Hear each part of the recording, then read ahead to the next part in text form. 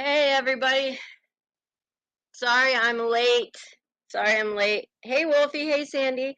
Um like last minute my daughter's softball hitting coach messaged and said cuz she has a tryout next week, said can she come now to hit really quick. So I flew to that and I'm soaking wet with sweat and it's pretty warm here, and so hey Muffin Top, hey Pamela, hey Jackie. But if you hear my kids fighting, I hear something going on upstairs, so they might be fighting. But it's just been a crazy day. So I want to ask you guys something. So I had this thought when I was with Natasha's channel. I was gonna say there was one thing that I really enjoyed she did, and I was appreciative that she did it. Hey Trisha, do you guys remember? Hey Shawnee, when she did that, if you guys can hear the timeout, if you can hear the backlash of the AC, please tell me and I'll turn it down. I'm just really hot. Do you guys remember when she did the community sale night, and people that sold could come up and kind of show their stuff, and if somebody wanted to buy it, blah blah blah, blah, they would um they would they were able to do it and stuff. So I was thinking, so many people I've seen have small businesses in this community. So I was thinking next week, if you guys wanted to do it, I would put a community post up and we can rock it and do it. I was thinking Monday because that's about the only day that I don't have a lot going on. And so I'll put a community post up, and then everybody that wants a spot can do it. And then hey Diana. Okay, awesome, Pamela. And then, the only thing, I'll bring you up, you guys do your thing. You just have to deal with the payment and stuff because I don't want to be responsible for any of that. But I thought that, she did really well with that, and it was a really good. Oh, okay, Wolfie, yeah, so Allie did it as well. Yeah, it's just a really good way to help small businesses, and also a way for you to see, like, that I think creators care too about your success, and you guys aren't just constantly handing money over to creators. But I do believe I did get an approval notice for my monetization. Hey, Kellyanne, and I just have to figure out how to set it up, but that should be happening here.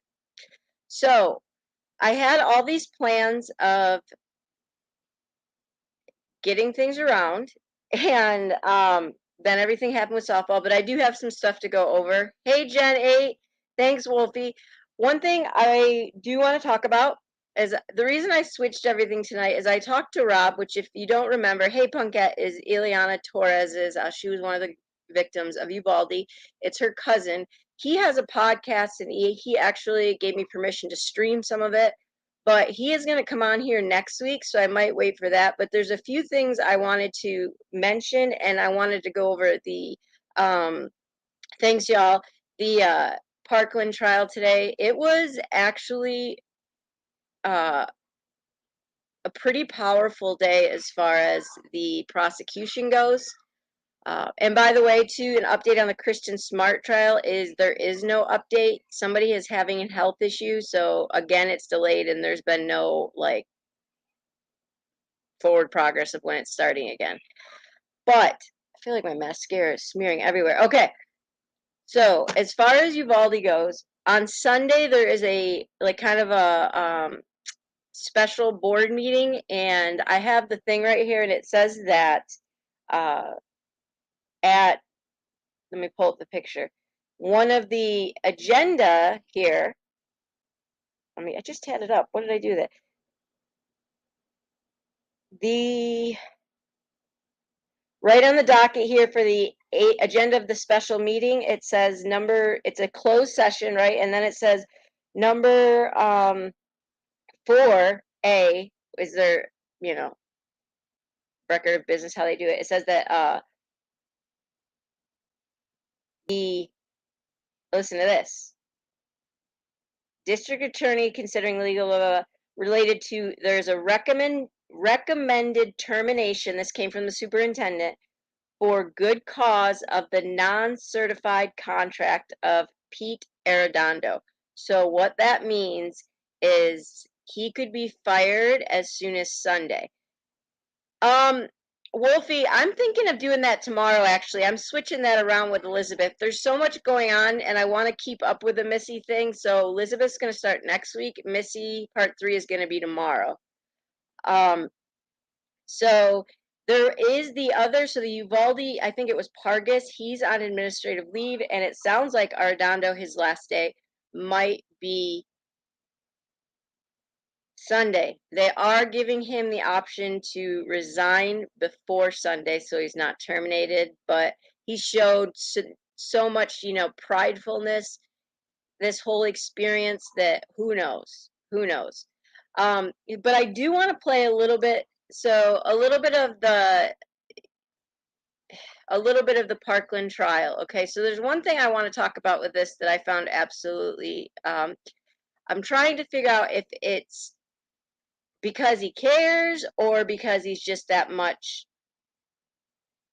Wolfie, what time do you work? Because I'll schedule it around Allie's. I was gonna do afternoon, but I don't know when you work or anything like that. Um, he refused to listen to the audio of the killing when the rest of the court had to put it on. And I think he should have been made to listen to it. But we're going to watch the teacher that was teaching about the Holocaust. Her testimony was today. The other thing that was really powerful, I know, Pamela, me too. I can't stop watching it. But that's just because I talked to Rob today, Liliana, and I'm so just, I am not, I don't want to beat a dead horse, but I'm really passionate about this. And I've been really researching, mental health. Are our kids getting the mental health treatment that they need? And I'm looking up the CDC, and y'all, it says that 20%, only 20% of kids that are technically diagnosed with some sort of mental illness are actually receiving treatment for it. That number is astounding and alarming. Hey, Rebellious, to me, if it does not scare the crap out of you, it should. Yeah. Nearly 1 in 5 children have mental, emotional, behavioral disorder. It goes through all of them. Unfortunately, only about 20% of children with mental, emotional, or behavioral disorders receive care from a specialized mental health provider. In addition, many children with learning disorders and developmental delays are struggling with emotions of behavior and need treatment, and only 20% are getting the treatment. Okay, Wolfie, do your best. Oh, and it'd be way before that, Wolfie, because 9 Central, that'd be like 10 Eastern for me. So, does that scare you guys? Because what did we just see in Uvalde? The kid had a learning disability he never got help for. He thought he was a sociopath he never got help for. Yeah, Pamela's correct. 2 kids from Parkland have ended their life. It is sad and terrifying that only 20% of these babies are getting mental health help.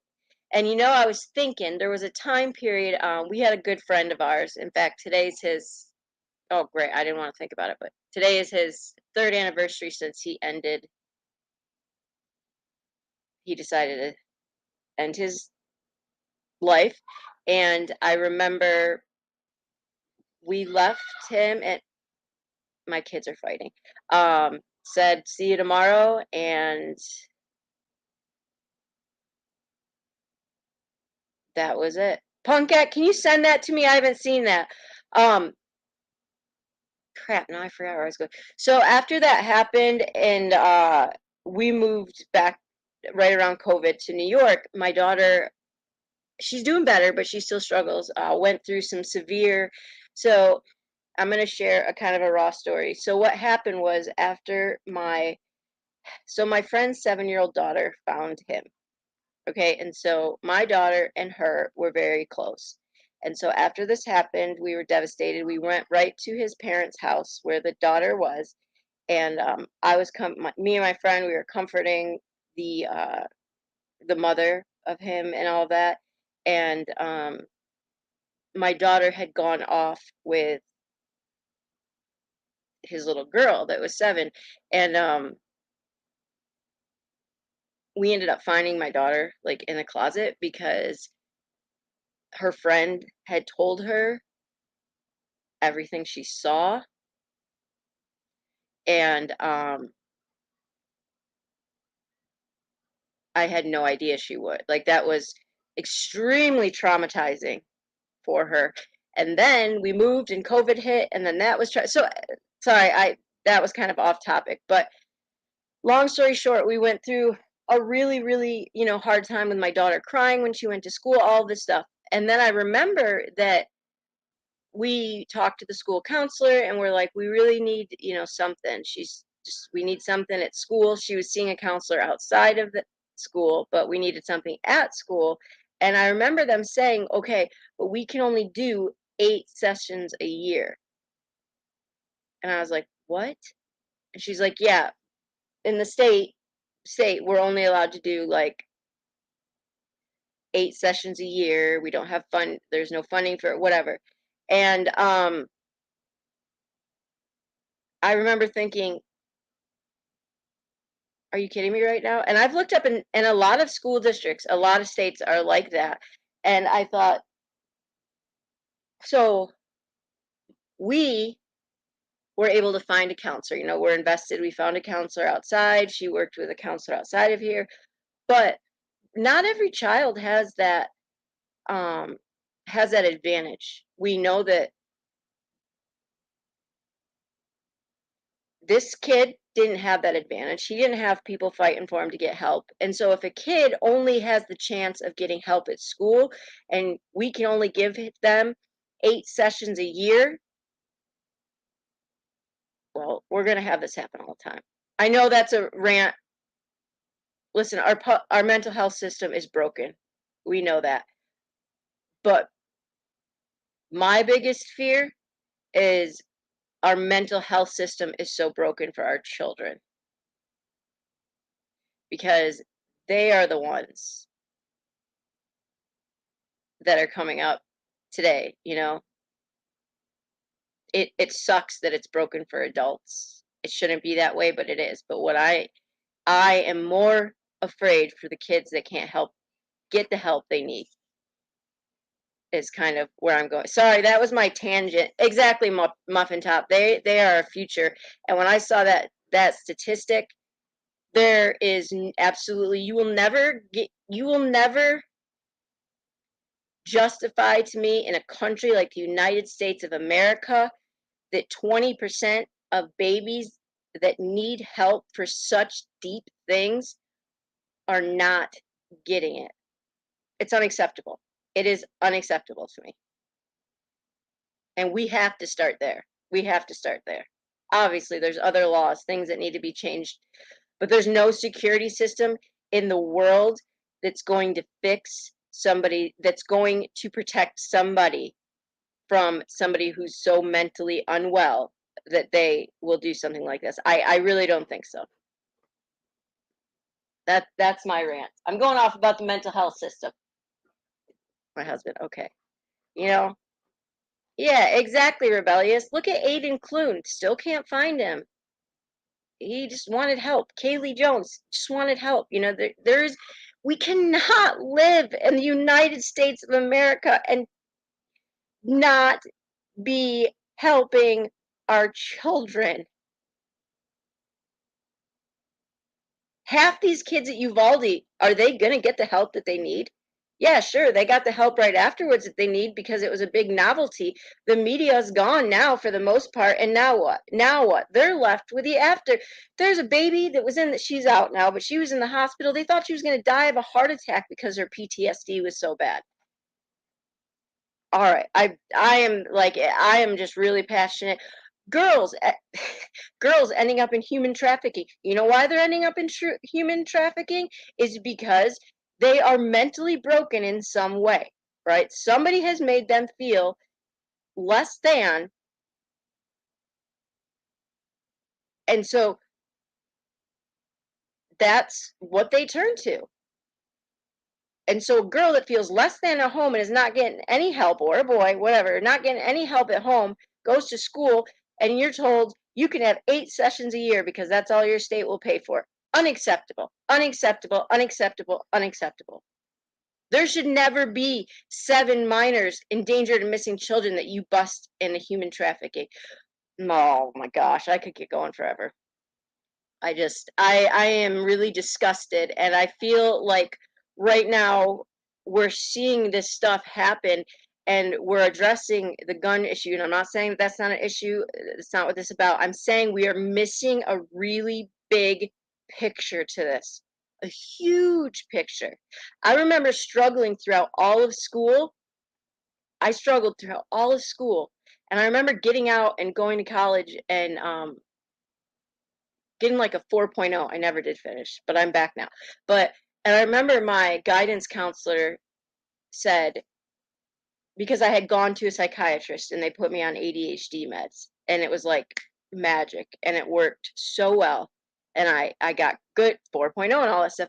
And I remember my guidance counselor seeing her. Okay, I will punk afterwards, and she said to me, "I am so sorry, Jess, that you slipped through the cracks." I'm 18. I had ADHD. Like, ah! Sorry. All right. I'm gonna go get that punkette, and we're gonna look at that. Well, I have been really distraught when I saw that their plan of attack here in the CDC was to improve strategies to connect families to mental health care. That is awesome. Good job. Connect families with mental health care. What if you don't have a family at home that's going to help you? Who is going to help Salvador Ramos? His drug addict mom or his in and out of jail dad? Not every child has loving parents that's going to fight for them or get them help. We're going to do this as a whole topic. We're going to open up the panel one night and do a mental health topic, and people, I'm just going to let you guys come up. And all right, I got to go get that lake. I don't see how. Yes, that's a great great plan, but if you have a family at home that gives a crap. Or how about the kids that are in horrible foster homes? What do you do then? All right, I'm coming, guys. Just let me pick up. I want to see this because this has been a source of contention. I'm glad they released this because some people didn't believe that this happened. So let me get this here. And I need to try to get a.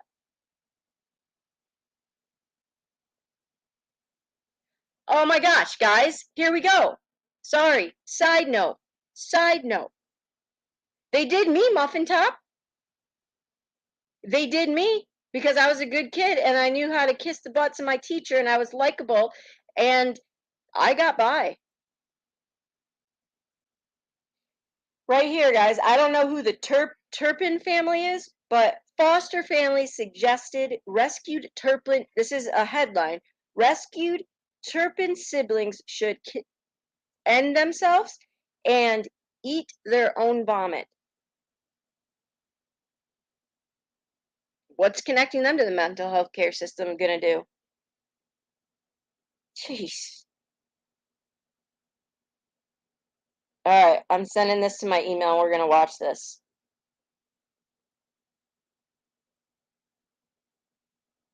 I have not even heard of that case. I'm going to have to look at it. There are a lot of kids. You guys will hear me say this a lot, right? You will hear me say the word unheard. I think there's a lot of kids in our society today that feel unheard. I do. one of the most important things for children is they feel heard. And sometimes I realize with my kids that I need to tell them more, that I hear them, because Parker's in her deep rant tonight, because I'll be distracted and they're telling me something, and I'll answer, "Hey, Caddy, Texas." I'll answer, and then, but it's not really my answer, right? Like, it's my answer, but it's just more of a, like, "Okay, yeah, that's awesome," to get them to go. And then in that moment, I gave up an opportunity to hear them, and it really does bother them. And so I've tried to do a better job at saying, like, "Hey, you know what?" Like, putting my phone down. "I hear you right now. I hear what you're saying." You know, oh, okay, I will, guys. I will. Um, no one heard this shooter in Texas. I just feel there's just so many kids unheard, feeling unloved, feeling given up on, and I don't know what to do to fix it, and that freaking frustrates me, because I would love to be able to afford to adopt or but I don't know. I'm just going off about, I just get it's just, I don't know how to fix it, and I don't like that. So I coach. I do that kind of stuff. I coach. I um try to do what I can that makes them know that the first time, or the only time, for the only minutes I have them in a day, I just try to make sure that those minutes are spent making sure they know that somebody believes in them. Okay, all right, I'm going to show you this video Punkette just sent me. This did work, so.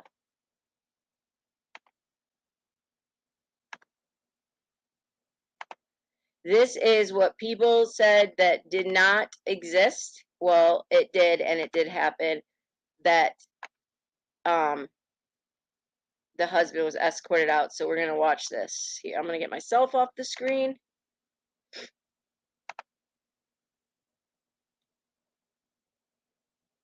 No, that wasn't what I wanted to do. Yeah, thanks, Emily. You just do what. Thanks, Jen. Yeah, you do what you got. You do what you can. Coaching is really a huge thing for me, because I get an hour with them each week to make sure that they know somebody's there. Somebody will hear them. So, all right, let's watch this, guys. Trigger warning. Wolfie, I know. Who was it? It was you? Aqui dentro? Quem estavas tu dentro, güey? Ah, madre.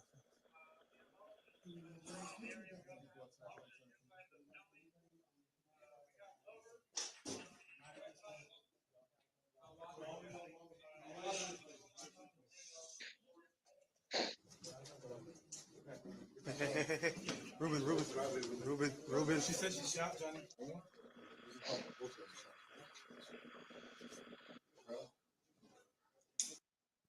Who was it?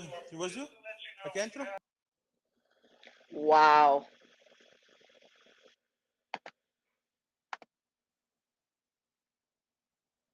Thank you, guys. I always forget that.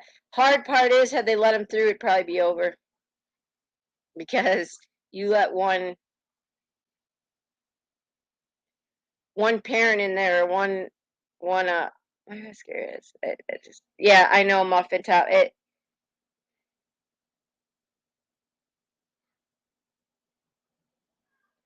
was I was reading her daughter's. I mean, they had one kid, you guys. They had one daughter, and she was best friends with her mom. And exactly, Caddy, Texas. And like, they just showed a picture of her and her dad at the beach, and they had made like a little heart castle type thing that was like to her mom or something. And then they took a picture of her and her dad took a picture at dinner, and it said, "Just the two of us now." That's freaking terrible. It's just, ah. But so I want to watch a little bit of this Parkland. This and there's a reason I'm showing this, because I'll show you. But Saw was doing that. Yeah. And this whole, when people are telling you, do not believe this narrative. So as I listen to, and Rob's going to talk about this, and Eliana's uncle, I think, is going to come on here as well next week. You hear him say, so they were originally told that she had been shot. This is Ileana. She's the one, the softball player. They weren't told she passed, right? So they told them at first she was at the hospital. And so they went thinking that they were going to like nurse her back. Well, it turns out the person that they showed that ended up being was not her. So she was the last one identified at nearly 1 a.m. And he talks about like what it was like for him, like that still he thinks about what was her last moments like. Was it, yes, Emily, exactly. Was it thinking about, oh, it's hard. Okay. So he said, like, was she crying out for them? Hey, essay, was it quick? Did she wonder why they weren't saved? Was she the first one or was she the last one? Like all these things. And then I watch this video and I think, you guys are pathetic.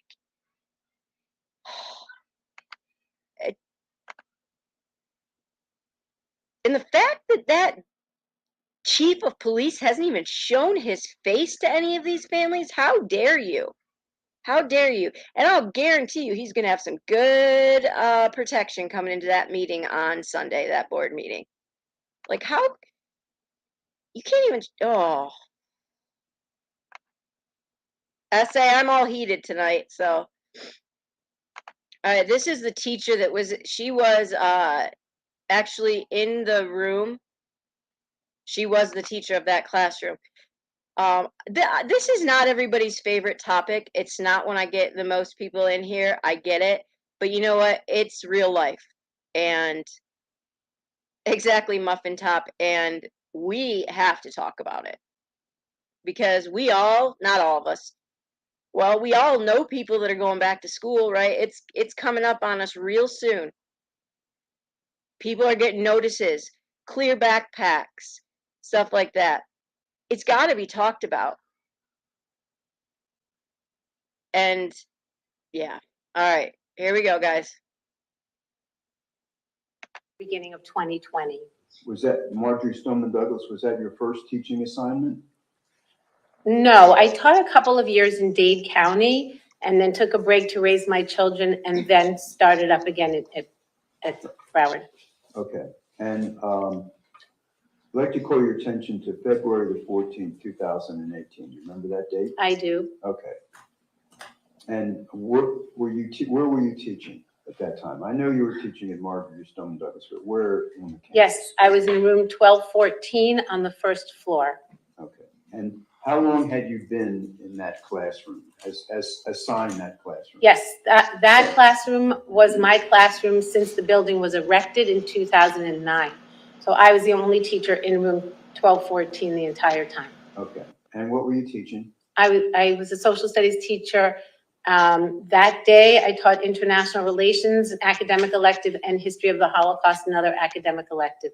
Okay, and 1214. All right, Emily, you too. Who, the class next to you is classroom 1215? Yes, I think so. Well, let me show I you. don't remember the classroom numbers. States Exhibit Mark 7.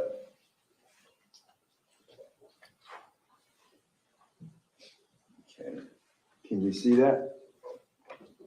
Not yet. Okay, yes, I can see it. Okay, and there's going to be something coming up in a minute, and you can circle. Those are the 1214. parents, y'all, and family. This poor woman right here in the front, she's done nothing but sit there and look like a zombie. I feel so bad for her. Okay, and obviously 1215 is the adjoining classroom, right? Yes, sir. Okay, and is there a little partition between your classroom and classroom 1215? There's an alcove. Okay. And But there's a wall between the both classrooms. I'm talking outside the doors. Outside, yes. Okay. And the doors, were they open in or out? The classroom door opens in, out. It opens out. Can remember, it opens out. Okay. All right, it opens out. And when you go outside of your classroom 1214, is there a little wall between? Yes. Okay. How big is the wall? Oh, goodness. Few feet. Okay. All right. And who had the classroom next door to you in 1215? Julie Matlock. Okay. So on February the 14th, 2018, fourth period, please tell us what occurred. February 14, 2018, fourth period, was my History of the Holocaust class. It was an academic elective for juniors and seniors. It started out great. It was a happy day because it was Valentine's Day and the kids were bringing in candy and stuffed animals and flowers. And I had planned a lesson that day to cover the 1936 Olympics because the 2018 Olympics in Pyeongchang were happening at the same time. And it's a 90-minute class, and the students started out, they completed an activity we had done the class before, and we were actually talking about hate on college campuses. And then the students had laptops on their desk. We were watching testimony from Eyewitness. It's a program online through the Shoah Foundation. And the students were doing that activity and watching testimony. And when they completed it, there was about maybe 20, 25 minutes left of class. So I wanted to start the next lesson, and we were going to talk about the Jesse Owens story. That's what we were doing. We were going to talk about the Jesse Owens story. And I had put up on the Recordex, which is a large screen, sort of like a TV screen, but you can write on it an interactive whiteboard. And I put on there key characters from the Jesse Owens story. And I asked the students, it was sort of a discussion about who they might have already known and what they knew about Jesse Owens. And I asked the students if they knew who Adi Dassler was, because he was up on the board, and most students got a kick out of that because it sounded familiar. And Nicholas Dworet in my class raised his hand and he got excited. He said, I know who Adi Dassler is. He was the German shoemaker he owned a shoe factory, who started the Adidas company. And he was up there because he made the shoes, for the track shoes that Jesse Owens wore when he won his 4 gold medals. And the class was super excited because he knew the answer and we were so happy for him. And then he also stated that Rudy Dassler was his brother, who started the Puma shoe factory. And we were not totally surprised because Nick was an athlete and he knew these things. And it was at that very moment when he had that aha moment that he knew the answer to that, we heard very loud shots going off in the hallway right outside the classroom door. Okay, and then what happened? And so it was just for maybe a second, the students just, it was almost like we stopped in our tracks and they flew out of their seats and tried to find cover. I mean, in my mind, it was unmistakable that was gunshots. Again, I obviously didn't know, but so the students flew out of their seats trying to find cover in a very small room that had a wall full of windows. There was a front door with a large window, to me it was large, going down the center, that was not bulletproof. There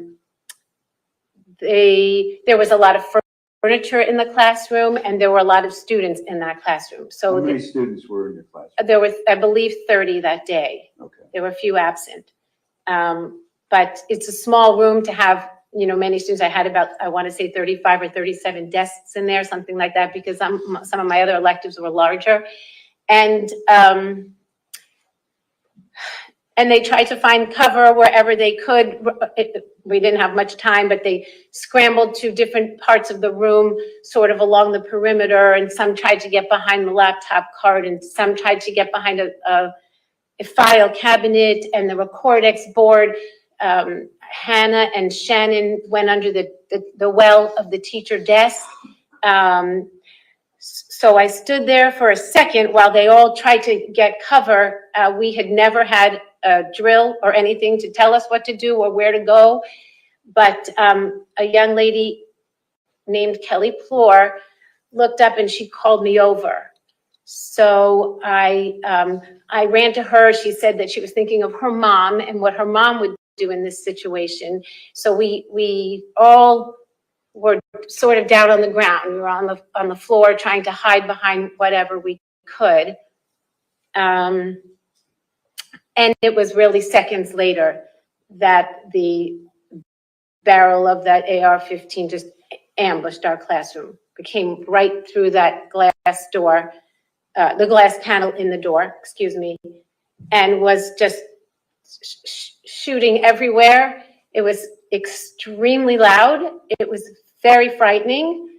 And I kept thinking about these kids that should not be experiencing this at all. Okay, and did you see anyone wounded?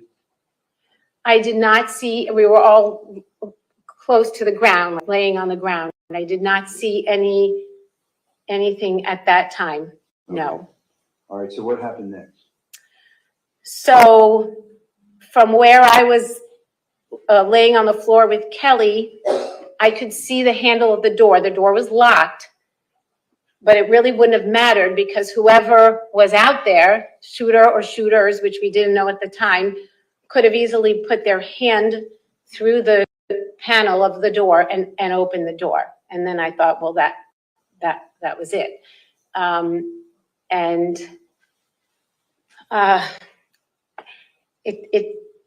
It didn't happen because just as I was thinking what to do, as the only adult in that classroom there, I heard the shooting across the hall. Okay. And how long did you hear the shooting? You heard it down the hall? Did you hear it anywhere else? Yes, and at some point a fire alarm went off, so it was hard to hear everything that was going on. We heard it down the hall, and then we heard it further. But nobody moved. Nobody moved because, and again, I found out later, I think from some of the he did come back. We were worried that whoever it was, that the killer or shooter would come back, and so and the students were quite mature. I was unbelievably proud, and they were incredibly brave. Just shh. Shh. No one said anything. Very, very quiet. Just worried that it was going to happen again. All right. Did you hear anything above you? I might have. I mean, on the second floor. Or anywhere? We might have heard, but then again, the fire alarm at one point went on, so it muffled sounds of the shooting. Okay. And how long did you wait before there was a police response? So, like I said, we were very, very quiet. I think students were on their phone trying to get service or texting their loved ones or their boyfriend or girlfriend. So maybe between 15 and 20 minutes, we waited for someone to come rescue us. But the young lady, Kelly, who was next to me, was able to get a bar of service. So she said, I heard her saying to 911, 1214. So I thought they would come soon because they knew what room we were in. Okay. And when the police came, did you see anyone who was injured? So when the police came, they were screaming. SWAT was screaming in the hallway and got into the classroom door the same way that I thought anyone else would get in. They just stuck their hand through that glass panel and told us to put our hands up and was screaming, for the injured. So that's when I saw the 4 students that were injured in my class. And who'd you see injured? Daniel Meniscal and Isabel Checker, Samantha Grady, and then Samantha Fuentes. Okay. And was there anyone who, that you saw that wasn't wounded, who wasn't moving? I didn't, because they told us, don't look, they were screaming at us, screaming, because they said they didn't find the shooter, and so they could have been anywhere, so they were screaming at us to put our hands up and not to look down and to run out. Okay. All right, let me show you now State's Exhibit marked 3S for identification. You know who that is? That's my girl, Helena. What's her full name? Helena Ramsey. And 3R? And that's Nicholas Dworet, handsome boy. At this time, Your Honor, I'd like to call for State's Exhibits 3S and 3R. No objection. States 3R for identification will be received as states 55, and states 3S, as in Sam, for identification will be received as states 56. Your Honor, I have no further questions of Ms. Seamus. Is there any questions? No, ma'am. Thank you, ma'am. You're excused. Thank you.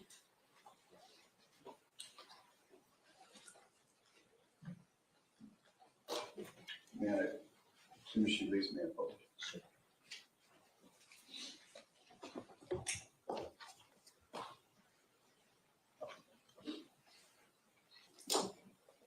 $55, that State's Exhibit 55.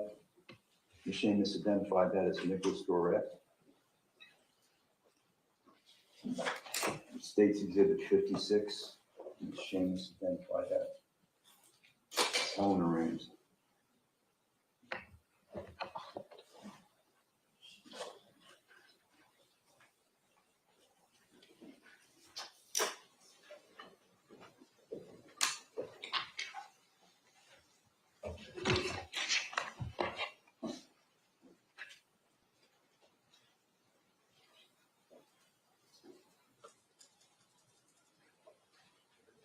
Can we take a break, Your Honor? Sure. Okay, ladies and gentlemen, at this time, we're going to take our morning break.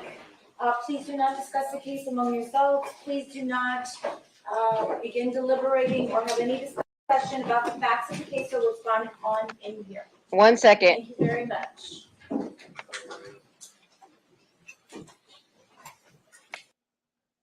See anyone who was injured? Like that. Helena Ramsey. Watch this carefully. You know who that is? That's my girl, Helena. What's her full name? Helena Ramsey. And 3R? And that's There's a Nicholas reason I'm showing Dworet, you this. handsome Hey, boy. Danielle. At this time, Your Honor, I'd like to call for State's Exhibits 3S and 3R. They did let her leave the courtroom before they showed these. States 3R for identification will be received as states 55, and Watch states his lawyer, 3S, y'all. as in Sam, for identification The will be woman. received as states 56. Your Honor, I have no further questions of Ms. Seamus. Is there any questions? No, ma'am. They did muffin top. Thank you.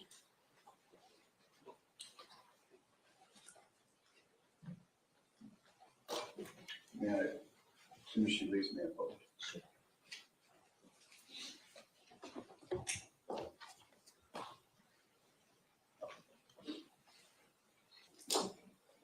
$55, that State's Exhibit 55. Ms. Seamus identified that as Nicholas Dworet. State's Exhibit 56. Ms. Seamus identified that. Helena Ramsey.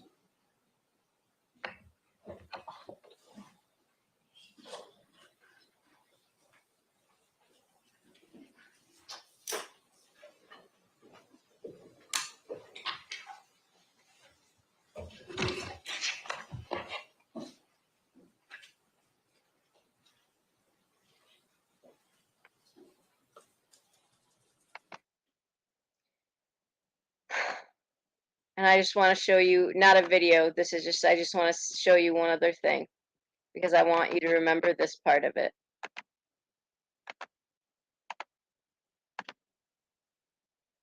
Right here on the, these are all the victims. On the top, the fourth one over, Nicholas.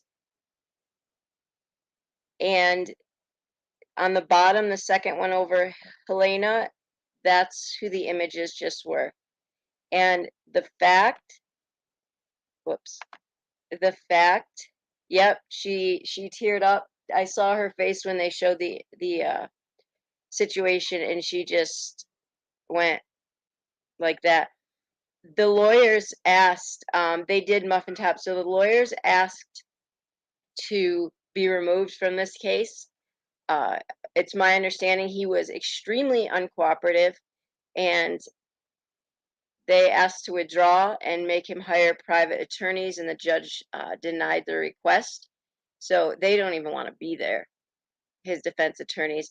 The fact that I'm sorry, let's say spade to spade, right? That monster is even being allowed the choice to look at those images or hear that audio is insane. What do you do? My husband's in his you're in your underwear.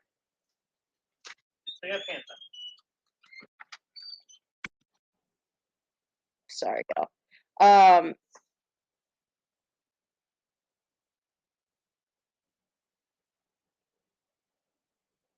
Why are we giving him a choice? Why are we giving him a choice of whether or not he gets to? I know, right, Jen? He did muffin top. So we're making well, yeah. So we're making the families and the people that are testifying go through this, the families all over again. But he gets a choice of whether or not he's listening or seeing this. Nope. I bet you every part of that woman, y'all, wanted to lift his head up and push him his head right over so that he had to see it. Because you know what? I don't believe that he really gives two flying flips whether or not he sees it. I will say, when the students have testified, wonder why he didn't cop a plea to. So I say he did plead guilty, but this is for whether the death penalty or not. I will say I have thought these kids. Well, we just saw that teacher is amazing. I know, Caddy, Texas. I know. Um, the these kids, I guess they're young adults now. When the prosecutor has said to them, because you have to identify, is the person that shot, whatever, is he in this? They all stood up. They have all stood up with such conviction and pointed at him and said, it's him. And as hard as it is, it must be like, I don't know. Yeah, he covered his ears. That's what it was. So it said that he was refusing to listen. He covered his ears today with audio from a cell phone a student had. No, no, no, no, no, no. He doesn't get to cover his ears. No one covered those kids' ears up when he was blowing up their school and blasting up their rooms. And if you've never heard guns close by, they're pretty big. They're quite loud, especially an AR. How the audacity of him to sit there and cover his ears. I get he has freedoms, I get he has rights, but oh my gosh, Pamela, exactly, Wolfie, exactly, Jen. Nope. In my mind, he lost all rights when he shot that school. He doesn't get to have any more rights. He doesn't get to have the option to cover his ears. No way. That judge, no, I just, no, you don't, you look at that. You look at that because you did that. You did that. And that is part of our problem with No, you did that. You look at it and you look at all those people out there crying because they're reliving this again. Unbelievable, Sophie. Yeah. No, you see that kid up there who's crying? Remember them? You looked right at him as you shot their friend and killed their friend. Look closely. Oh, um, somebody just said something that I didn't. That is, I did not know that, Pamela. God bless this jury. I don't know that I could do it, y'all. I don't know that I could sit on a jury for something like this. Exactly, Wolfie. You plead guilty. There's no question. You go to Subway, you go to Subway and sit across from a kid that you just shot his sister. You know who he is, you know who his sister is, and you know that you just shot her. You sit across from him and you ask him for a ride home. You get no rights. No rights. Exactly, Wolfie. There should be nothing. Nothing. It's ridiculous. Nothing. You get no rights, bud. Um, I don't know that I could be on a jury for this, guys. I don't to have to go through that school if it's been, hey Rena, I'm going off on a tangent. If it's been boarded up or taped off since then, and I don't think I could sit through what that jury is sitting through right now with all that audio that we're not hearing and footage and the images. I am thankful that they are removing the kids that are testifying or anybody that's testifying. They have been removing them before, I believe, before the audio and before they have to, they haven't, I don't think they've shown him some of the graphic images, but obviously his lawyers, they must be really bad if the lawyer is crying. Well, Peter Wang, he was shot 13 times. Hey, Lori, 13 times.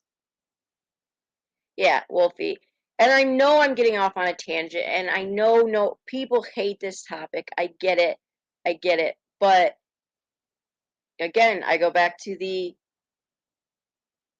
and what Pamela said, two kids unalived themselves that went to Parkland. I know that there was a mod that I believe she's still a mod that was part of Columbine and was there. And hey, LFT, and I don't know if she ever would now because I'm not part of that community, but she said one day she would come on and talk about it. And she said there was many kids that did the same thing after Columbine. And again, we go back to mental health, right?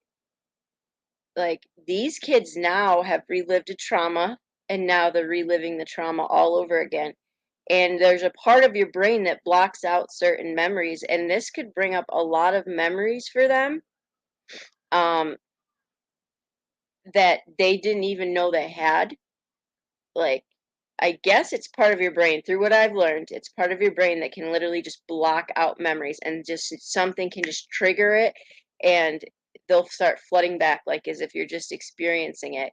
And I feel super, yeah, muffin top, right? And I am very concerned about them because most of them were in college and have their life kind of on track and probably had gone to counseling obviously and dealt with their PTSD. And I am concerned that this the last time that they saw him that close, he was shooting their school. That does something to you. So yeah, essay. So I am praying a lot that they're protected because this is just a lot. Like Wolfie said, it can't. I mean, exactly, Wolfie. And I'm telling you, anybody with PTSD can tell you the littlest thing can just trigger something in your mind that can flood memories that you didn't even know you had. And so if anyone says PTSD isn't real, well, that's a bunch of crap. But and I am concerned for them. I'm concerned. Yeah, the one man today that we didn't watch, he's had 14 operations. Yeah, Pamela, I'm actually going to start it tonight. Um, I'm concerned for the jurors. Some of these, and the lawyers, that woman, some of these things you see, you can't unsee. Like we joke about the dark web and how Parker and Allie should never be on the dark web. Well, we know that, I mean, that's a given, right? But these things that you see, you can't unsee. So this kid, my last rant, I'll be done. This kid they're not making him see this stuff, and he's covering his ears to hide from the audio. But all of these people have to be like traumatized over again and relive it all over again. That teacher I mean, how about the girl who did what she thought her mom was gonna show her to do or tell her to do? You know, like you look at those parents, the woman in the front row, I mean, she has looked like she hasn't slept in years. I just, I don't. No one wanted to represent him either. I mean, the judge wouldn't let the public defenders off of it. He probably could have afforded a private lawyer with his inheritance, but I don't know if he gets that. Who's Borges? What's Borges or Borges? Um, I don't know if it's a right or not. I wish that the judge would step up and say, no, you have to listen. No, you have to see the image. But I guess there's nothing that she can do to make him look at that stuff. Um, I just can't imagine what it's like for those victims to look at him again that close. I don't.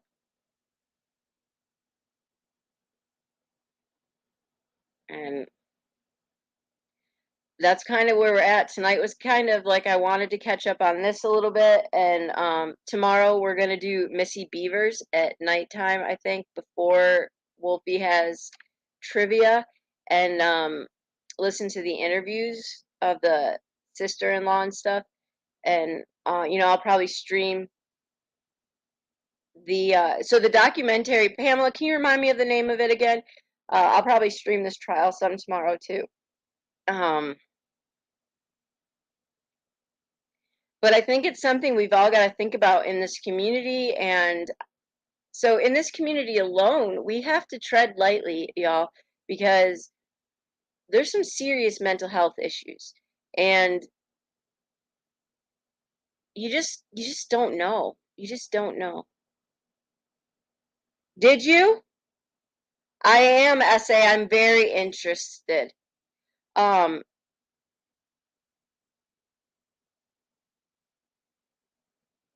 Rena, I'm not sure if you're still here, but I mean, you guys, the statistic is very, very scary. Wolfie, uh, documentary. um, 20%, only 20% of the kids with the mental health. I just looked because I was 61% of the teenagers, young teens, out of a study of 950 people. This should wake us up. 950 kids did a study, right? Young adults, teenagers. Um, of the 950, 61% felt that they were alone and felt unloved. That's scary. 20% of our kids who have some sort of, thanks, essay, who have some sort of mental illness or disability or something, only 20% who need it out of 100 are getting the help they need. It's not right. And I'm freaking everyone does a petition. I'm gonna do a petition, but we got to do our part. We got to do our part in this community. We got to do our part with making sure kids aren't brought into this crap on this community. We got to do our part. Um, I don't know what that looks like, but I'm not raising my kids. Yeah, It's a broken system, Muffin Top. And Jen has a friend, and I am going to, this is a perfect time for me to reach out to that friend who lives in Texas by Austin, and is a retired social worker. And I'm going to get them on here now, because not now, but this is a perfect time to do this, because they're going to explain part of why our system is the way it is, and what can we do. So I guess this isn't true crime related, but to me, the mental health system in America right now is a crime. It is a crime. I know, Pamela, exactly, and that's what I'm hoping. It's Adam, right, Jen? I'm hoping he can help me understand a little bit. Exactly, these babies are. Do I have ads? How do I shut them off? I don't want people having ads to get on here. Yeah, Brittany, I don't know what I did and how to undo it. So you're gonna have to help me with that, because I don't want ads, because people get it, annoyed with them. But so I don't know what to do about all. No, don't shut them off. Okay, as long as it's not too much.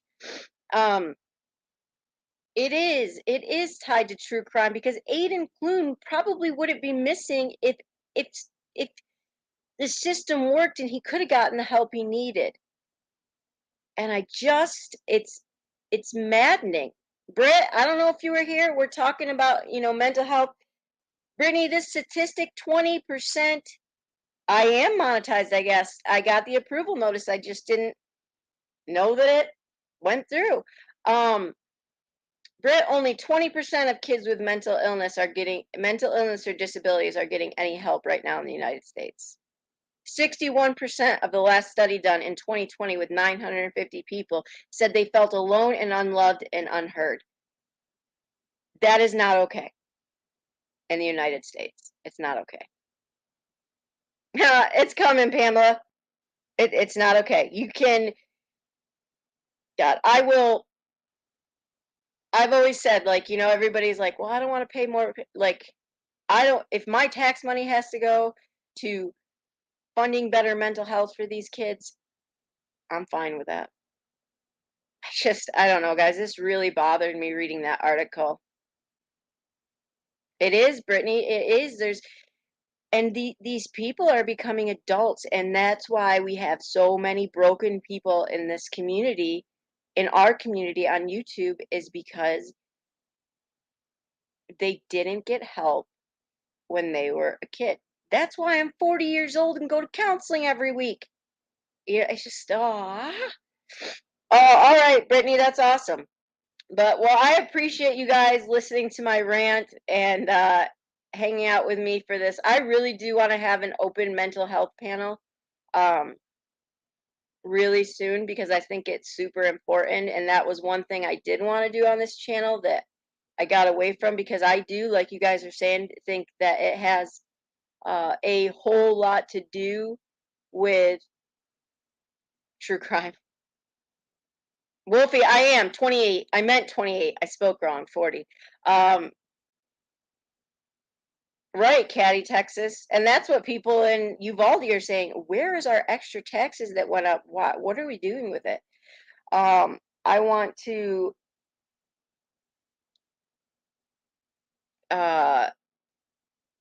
all right, Jen, I will. I want to yeah, have people be able to talk about, look, this is my frustration with the mental health system, all that kind of stuff. I know, exactly, Caddy, Texas. We have a small school of, I think, what, 2,000 kids, maybe at the most, our entire school. And our superintendent makes $187,000 a year. Most people within my community make 60 grand at the top. Like, that's the average income around here, if not less. We do not live in a wealthy area at all. And you're telling me that my superintendent of 2,000 school makes $187,000 a year, but my kid at the time could only get 8 sessions a year because that's all the funding that we have? Yeah, no, not working for me. Not yeah, Caddy, Texas. $187,000 in a place that an average income median is at most 60, and that's a real good job around here? Absolutely not. Get another friggin' counselor in there or something. Oh, I think we have to reprioritize in America, is my point to this all. So, okay, guys, Britt is going live really soon. Isn't it, Caddy, Texas? I know, it's infuriating. With the Vaughn and Dre McCrae case, and I am really excited to hear it because she's done a really great job with, oh, Britt, well, that's part of the 20%, Britt, that is including kids with autism. Can you imagine only 20% of the kids that are autistic that need help are getting special services? Are you kidding me? Exactly, essay. Pamela, so they say that, good night, Wolfie. They say they only can do 8 sessions because there's so many kids. So freaking hire another kid. Or another, don't hire your kids. That's really bad. Another counselor. That's nuts. Yes, there's updates in the Vaughn and Dre. So I'm gonna. I know, Britt. Britt, you know what? When we do our mental health thing, I would love for you to come up and talk about your son, if you would, and a little bit of what it is like for you to try to get help for um your son and the battles that you go through. And I'm going to let anybody that wants to share their story come up one night because it'll be a long live because I'm just gonna block it off and let people share their stories and hey, what can we do to help? What That's, I know it's naive of me, y'all, but I believe we can do better. My son's in speech therapy, has been since he does it. Good job. Oh, that's awesome, Boyd Mama. I'm so glad he's getting that help. That's what I mean, essay. The article I was reading about the 20%, it says that one of the ways they're trying to help is connecting families with mental health service. Well, that's awesome. If you have insurance, Aiden Kloon's issue was insurance, his family getting insurance. And that's awesome if you have a family to advocate for you. If you don't have an advocate, it's really difficult. If you don't have parents advocating for you, it's really, really difficult. If Brittany didn't fight daily for her son to get the services that he needs, he might not get the services he needs. And that's really sad.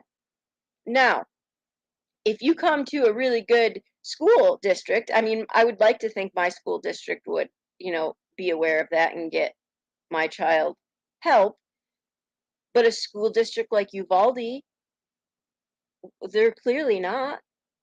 Or Salvador would have gotten the speech he deserved. Teachers.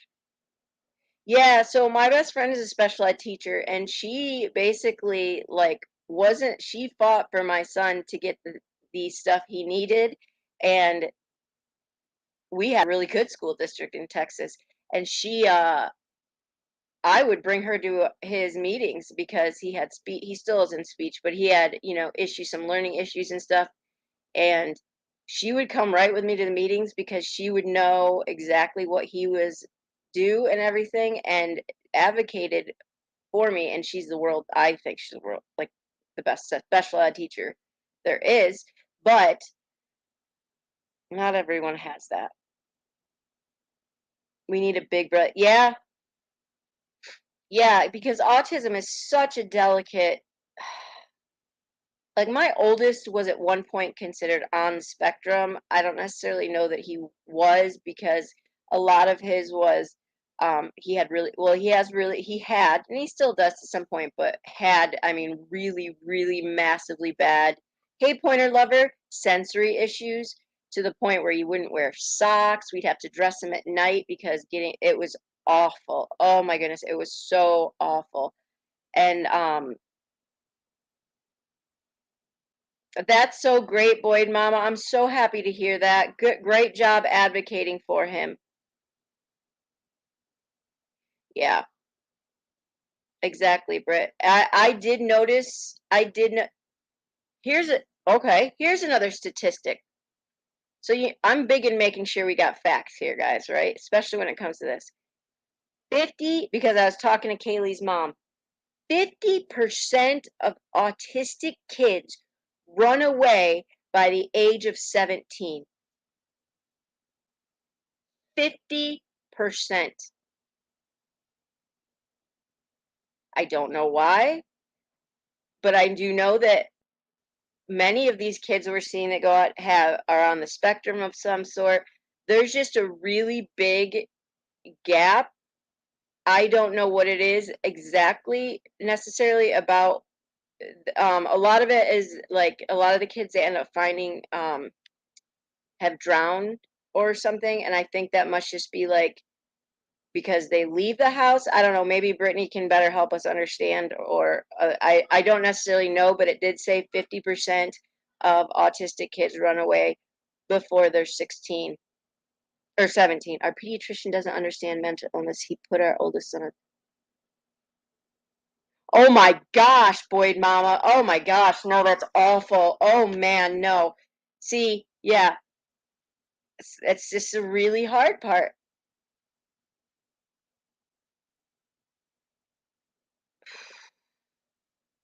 I will agree with that, Boyd Mama. A lot of them don't understand, and a lot of yeah, and so psychiatrists are great to go to, but it's almost a little harder with insurance to get in there, and it's just crazy. We all just need to do, yeah, exactly, Pamela, exactly.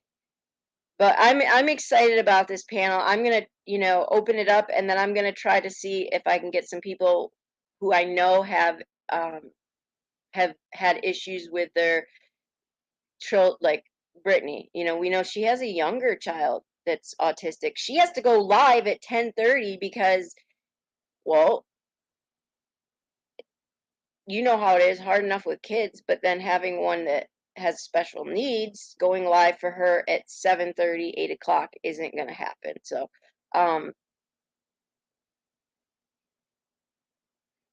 Pamela, hey, I'm glad you did that, Boyd Mama. Great wisdom. Pamela, follow your gut. Honestly, follow your gut at this point.